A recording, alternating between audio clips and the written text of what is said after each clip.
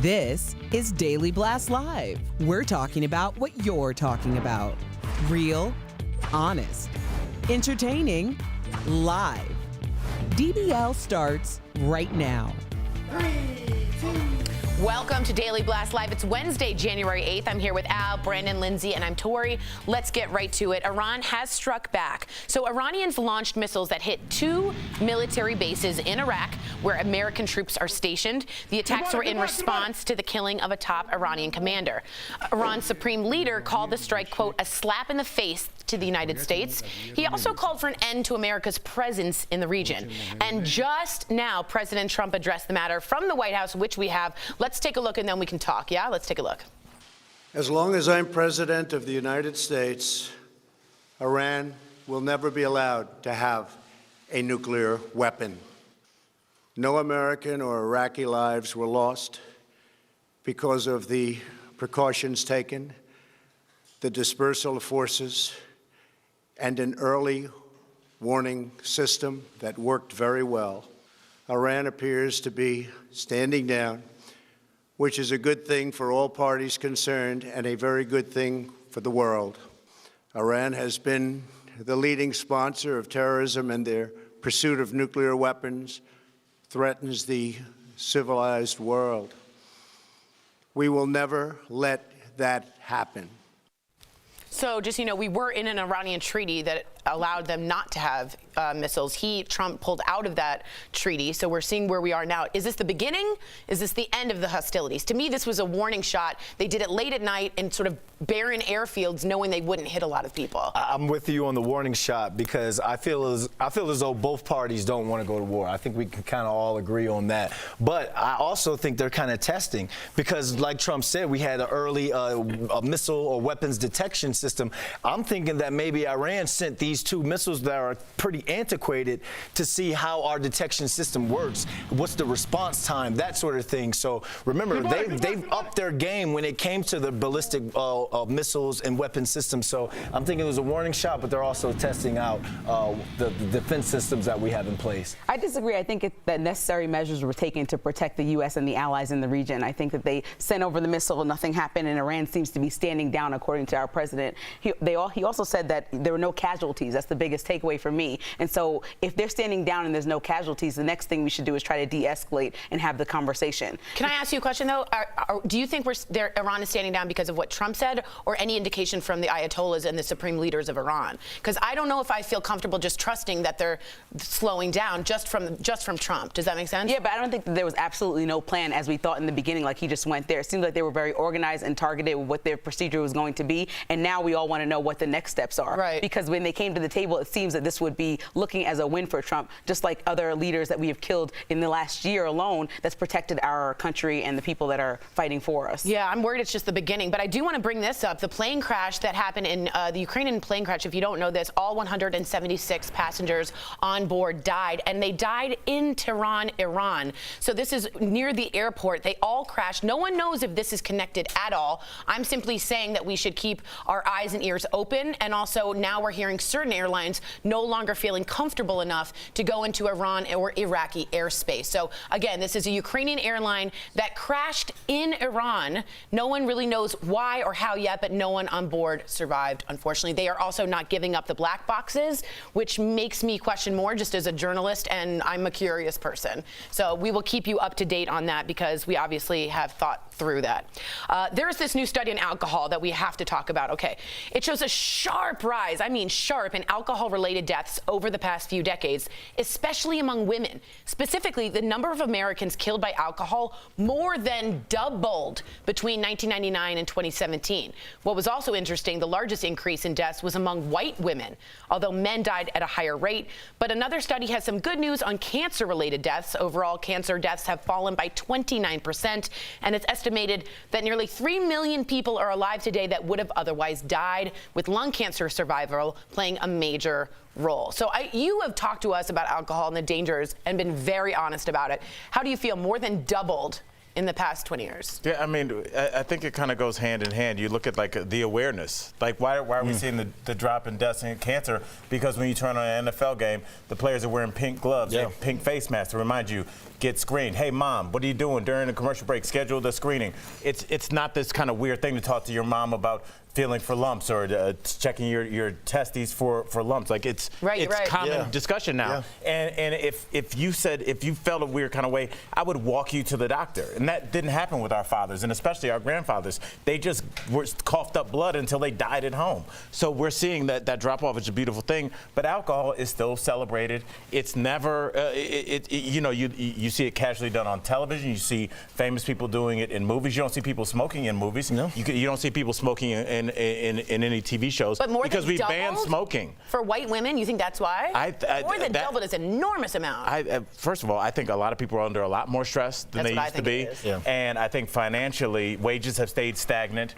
People are working hard. They have 2 and 3 side hustles. And I think the way people relax, they don't have time to take mushrooms and be high for 3 days. But you know what? You can have a half a bottle of wine every night. And I think a lot of people are doing that. I think we're seeing the results of that. And I love what you said about the awareness when it came to cancer. And also the money financially, like you said as well, because look at the GoFundMes. Now people have people rallying behind them to try and help them with these treatments. So I feel like financially we're a little bit more stable in America than where we were back then when it was just you having to come out of pocket for I agree with you. I think we have this obsession with drinking. You know, we do it in social settings. We do it for coping mechanisms. Even Newsweek had a study that 1 in 8 people are technically considered alcoholic in this country, which is really scary to think about. And then, and you think about some of your own drinking habits, like Al has talked about in the past. We use it for way too much, and it's so casual and it's legal, so we don't think about the implications that maybe there is some addiction there that we need to talk about. Wow. Yeah, I mean, in the euphemistic language you use with it, like happy hour, it's like... Yeah, you're absolutely right. That's another way to say you're drinking by yourself at 4 o'clock on a Tuesday. Right. That's what happy hour is. But you're in a box of people drinking in a room by yourself. And if we try and take away the alcohol, just like people are saying, you're not going to take away my guns. We're America. We're a gun and alcohol culture. We tried that with you're not taking that away. Yeah, don't take away my turn up. Yeah. Okay, this is the best thing ever in the world. Jeopardy's greatest of all time kicked off last night. And let me tell you, it lived up. I thought this was tonight. No, it is tonight again. Okay, but it lived up to that. Wait till you see these clips. The Battle Royale pits the all-time smartest players against each other for $1 million. Plus bragging rights, obviously. Twitter cannot get enough of the moment Alex Trebek said the word bitchin' in a question about a 1980s Walkman, and things got a little heated. This is my favorite part, between champions Brad Rutter and James Holzhauser. You got to take a look. James. What is Philadelphia? Yes. No need to rub it in. Ken Jennings won the first night, but the tournament continues until one player wins 3 games. So the clip didn't really show, but it goes back and forth. There was a lot of bragging rights going on, but Ken Jennings was just win, win, win, win. That poor Brad guy was out in the very beginning. He was just not okay. The poor Brad guy was not good. To be the best of the best, they have to take it pretty seriously. So. James, it's all James and Ken. Yeah. This is what I've always been saying about, like, you think about, like, when American Idol first started, everybody wanted to see the bad singers, the bad competition. But after a while, people like to see people that are skilled at what they do. When you watch a baking show, when you watch a home improvement show, it's about people that are really good. Even if you don't do any of those things, I don't bake, but I watch those shows like, wow, she made a cake out of that. Yeah. And I think people are like looking at the 3 best Jeopardy players, and I'd rather watch this than the 3 worst. Like, I like to see people that are good at what they do. Yeah, I'm kind of mad I didn't make it to the final round for this, but at the same time, they wouldn't even let you onto the lot. What are you talking about? I will be all for If I lost you in Jeopardy, I would just start walking down the street with no shoes. There's no way. I think you get in Jeopardy confused with The Bachelor. Y'all really think y'all can beat me in Jeopardy? What's your best category? I'll tell you what would always get me in Jeopardy is you would be good at this. I don't know the English kings like Henry VIII. Oh, I do well. Oh my gosh, King Louis the 13th. You know what? There is. You just said his name. What do we know about King Louis the 13th? Are you talking about the liquor? No, don't let him off. Lindsay, don't let him off. What do you know about King Louis the 13th? Man, Louis, let me tell you about Louis back in the day. Man, he had a horse. He had a carriage. But all jokes aside, they wore the purple ribbons and to honor Alex Trebek for the pancreatic cancer. Oh, that's awesome. Isn't that cool? That's great that they did that. Yeah. It was, let's say, bitchin', as Alex Trebek said, huh?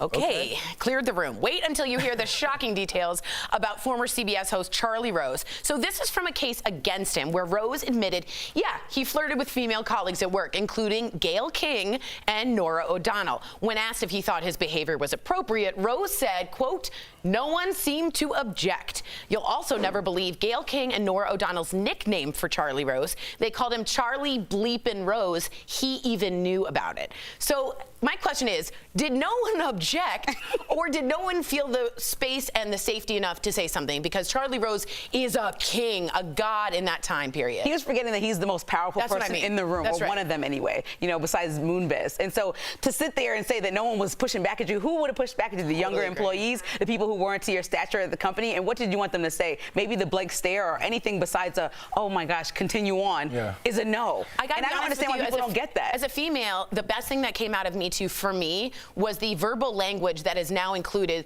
that I understand and a boss understands of what you're doing is inappropriate and I can take this much farther if it needs to go there. That verbiage I don't think was there before and no one had the rights to say anything with it. But Tori, in December when we did that study or we did that story about flirting at work, innocent flirting at work, how it's good morale or whatever like that, no one seemed to object. Is that gray area I was talking about. Not when you're Charlie Rose. It's black and white now. You can't flirt at but he work. was he not exposing there was his some allegedly he exposed. Yes. He said he was doing it in the middle of the room. That's a little bit more than gray. And you know, I think that, and I'm glad you brought that up, and I appreciate everything you guys are saying. But the thing is, we have to always remember not to look with 2020 glasses at what was even happening in 2015. And the beautiful thing about all this is talking about these stories. Doesn't it seem archaic? Yeah. The things that people. That's right. And I mean, yes, we did. You know, it was messy for a while, but I think now when people go out, it's 2020 and beyond, and when my daughter and sons go out, there's language they there. will know Yes. that, like, when your boss cannot show up to your dressing room in a robe. Yeah. That can happen. Yeah. And before that was kind of commonplace. Yes, it was. It was very uncomfortable. Well, move over Movember. There's a new month for women to go, oh, natural. Welcome to January.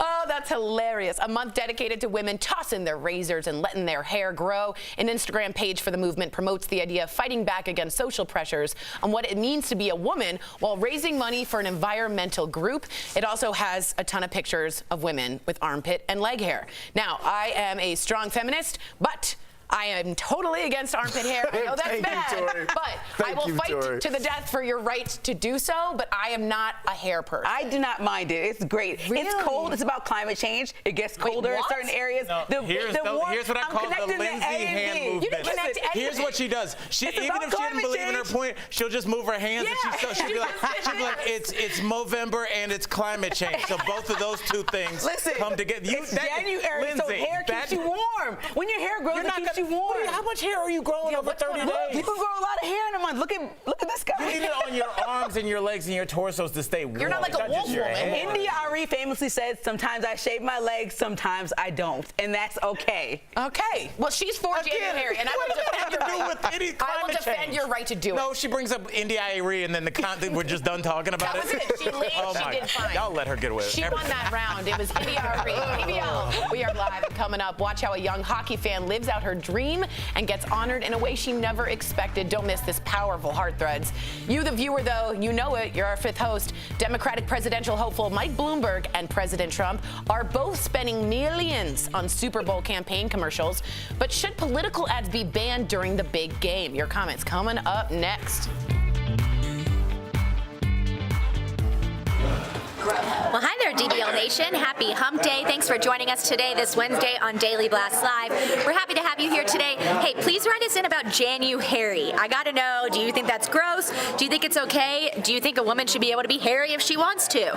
Let me know your thoughts on that, your DBL take. Hashtag a DBL take so we can see it. Let's go to the desk and see what's going on with our host. Hi, Brandon. How do you feel about January? Come on, I got to know, buddy. I'm sorry, look. People should be able to do what they want. You can do what you want, but at the same time, when you walk out of your house or you post that picture, you are open to people saying whatever they want about it because. So are you in every other space in your life? Yeah, I Posting understand any that. picture, So I don't like your haircut. Okay. I love what you're doing. My bad. I love what you're doing. Hey, climate change. We all got our different ways to pitch in and to The bring climate change awareness. in the air, clearly. But that ain't bringing to me. And this is me me personally, you can at me at Brandon Lennon TV on every social media platform. That ain't it. I want to rattle off a couple celebrities that have hair under their arms. That ain't it. Kelly Rowland, Madonna, Halsey had at one point, Lena Dunham, Gigi Hadid, one of his favorites, had hair on her arm at a certain point. To be real, though, I actually have a friend who's a model, and she had a whole career in Denver. She was good. She moved to LA and started letting her leg hair and armpit hair grow. She's never been bigger. She's in 3 like commercial features as well, and she's actually sought out more almost because she's an alternative model with hair. And Thank you. She shaved her And head, she's warmer during and she has climate her armpit change. hair. She about to star in Teen Wolf 3. She's gorgeous. Teen Wolf 3. See? Brandon thinks that his opinion is law, and No, it's not. That's No, why we have to know But that I his just, opinion is not threw law. out the disclaimer early saying that, hey, it's all to each his own. Some people might not like this fresh suit that I have on right now. It's double-breasted. Please See? note, it's And you were double-breasted. making fun of the I wasn't. double-breasted I suit. laughed about somebody pointing out the double-breasted nature of the suit because I hadn't noticed it prior to And I'm bringing awareness to Freshness January. You know, it's a freshness that needs to go on where everyone I needs don't to think be dapper. that's a thing. Yes, it is. But Freshness January you're making doesn't fun of even me. Keep making fun of me, Lindsay. Just keep going. Violins, anybody? That's a cello. I played cello. Cello goes here. Oh. I played cello for 11 Okay. years. Cut it out. This is violin.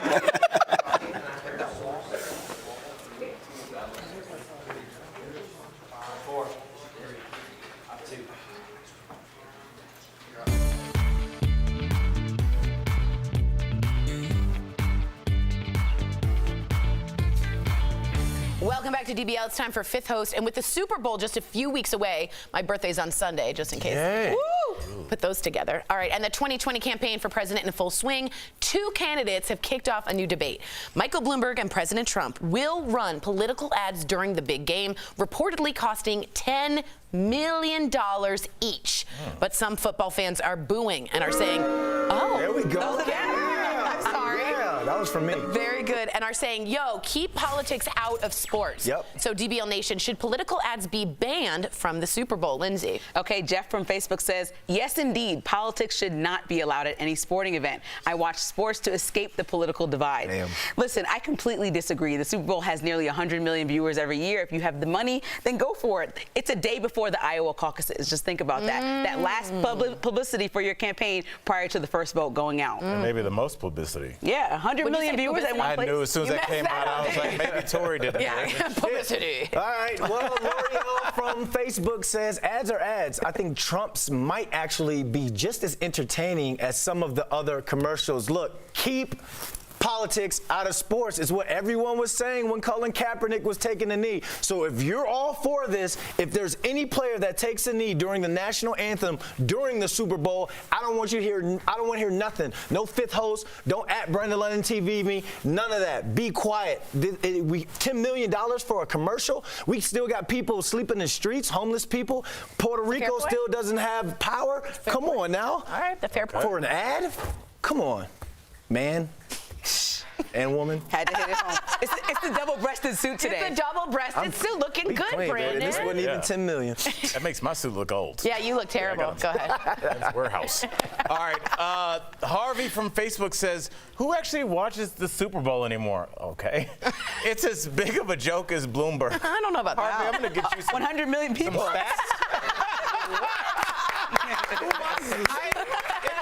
That's the kind of comment that shows you, like, we're in the day and age where people can just say anything. Like, you can't, like, who even watches? Like, it's the only thing people watch. only thing It's the only thing people are guaranteed to watch is the Super Bowl. And if you're a politician, if you want to guaranteed eyeballs on your ad, that's where you advertise. So clearly you're not watching the Super Bowl, but maybe 5 or 6 people will 99 this million year. other people are. I think. Abby from Facebook says the money spent on these ads could help some poor cities. I completely agree. Flint, for one, we always bring up that no one seems to be talking about anymore. I just want to say one thing, though. This is the beginning of the cash wars between Bloomberg and Trump. Expect to see it. Who has the bigger toilet? Who has the bigger gold cave? Who has the bigger this? And you know what I'm talking about. This is because Bloomberg finally has something that Trump has, which is a business mind, and they're going to go head-to-head over and over and over again. So just get ready for it. Coming up on DBL, a young hockey fan battles for her life, and in doing so inspires an entire community. Her story next in Heart I want to Threads. feed that little girl those cupcakes. I know. It's only a matter of time until your check engine light comes on.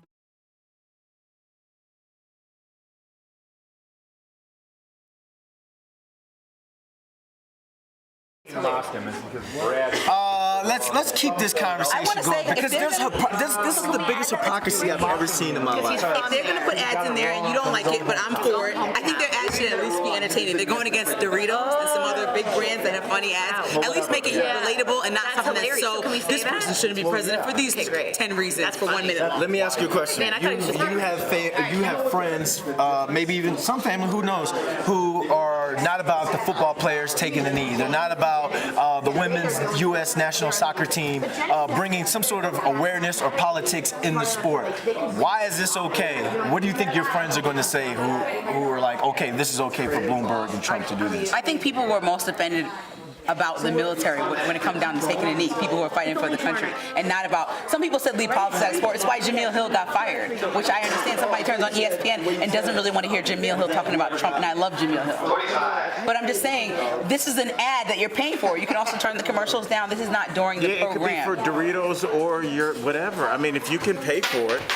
Shoot, if Daily Blast Live could get some money together, we'll do it. Also, look at all the people during the Golden Globes who just went on a political tangent during their speeches. It's just time that you're paying for that program. So, That's leave right. it in It's there. your time. Yeah. I wonder, is there any? Obviously, there's censorship, but like, is there anything that you can't talk about? Could you just have like a 30-second ad that was pro or anti-abortion? I don't know. It seems kind of weird, right? Because it seems like they would ban it. The station is a family. Big audience. Yeah. It's only a matter of time until repairs are needed. And once your car breaks down, it's too late. Call 1-800-505-9619 or go to carshield.com. Get covered today. Welcome back to Daily Blast Live. Today's Heart Threads is all about a young hockey fan who has gained a following of her own.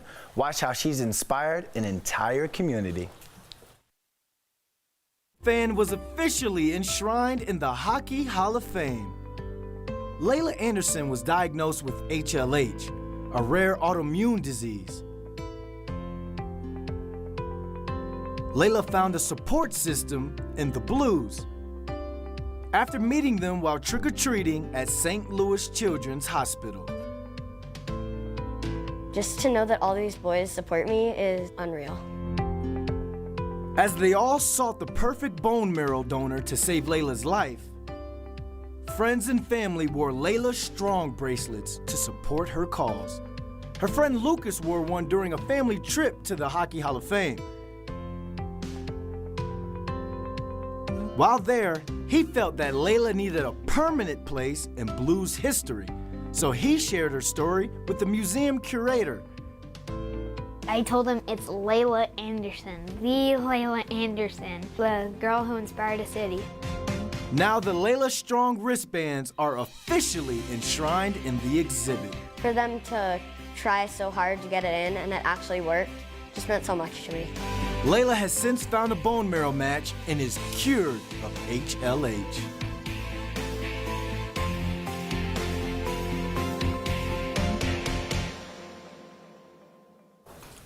The Laila Anderson, you are an inspiration. We'll be right back. Promotional consideration is brought to you by... Y'all hear them sirens?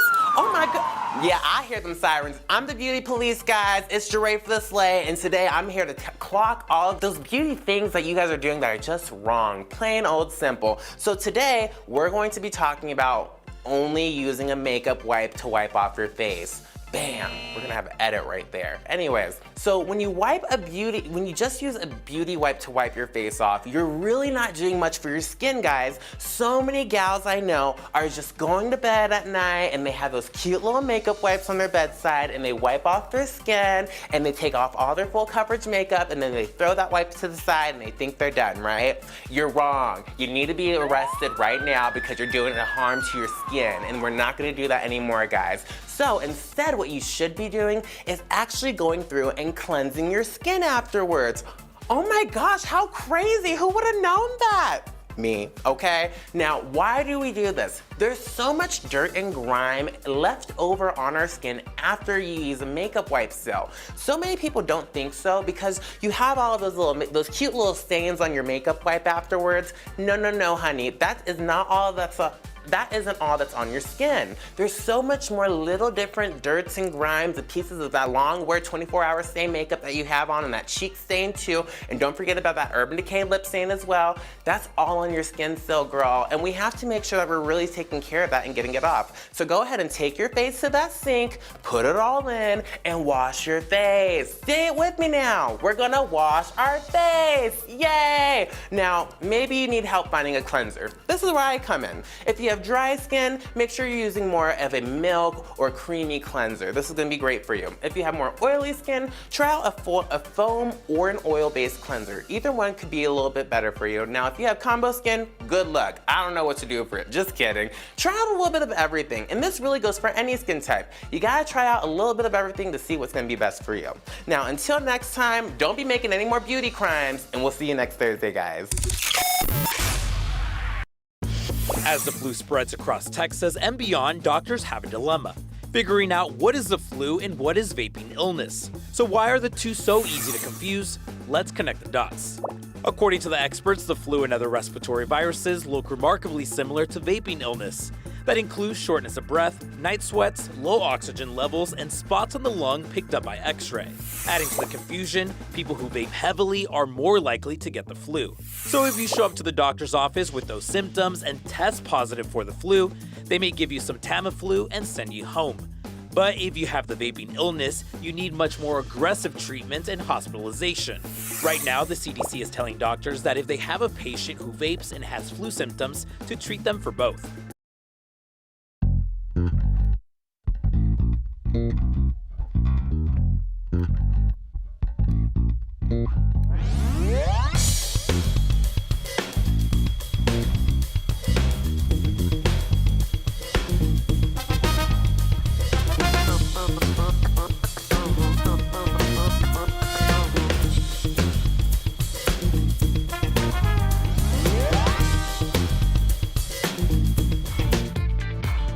Before we go, you have to see this crazy video. Everyone's okay, I just want to let you know. Watch as a toddler teeters, okay, on the edge of a building. This happened in the Canary Islands. The little girl scurries along the tiny ledge 4 stories high. A horrified onlooker captures the death-defying walk as the child reaches the balcony around the corner. Then she runs back to the window she climbed out of. At one point, she slips and she almost falls. It was believed that her mom was in the shower during all of this. I hope she doesn't. Yeah, that part's that's the scary part right there. Yeah, it's that's every parent's nightmare. But anybody that's a parent, and people that aren't parents are gonna look and judge and be like, how'd that happen? No. Every parent is like, I could see that. Yeah. It's like really. Yes, man. For a second. Your kids are constantly. Your whole job as a parent is to not let them do what they're trying to do, which is kill themselves at all times. They are trying to run out in the street. They are trying to touch the stove. Yeah. They are trying to fall down the steps. Your job is to block them from doing all that. So you should write a book about that. How not to have. It's really scary. So just every parent's like, wow. Yeah, it's scary, but I can see it. Wow, we'll be good to each other. We're all facing uphill battles we don't know anything about. We'll see you same time, same place tomorrow. Bye, guys.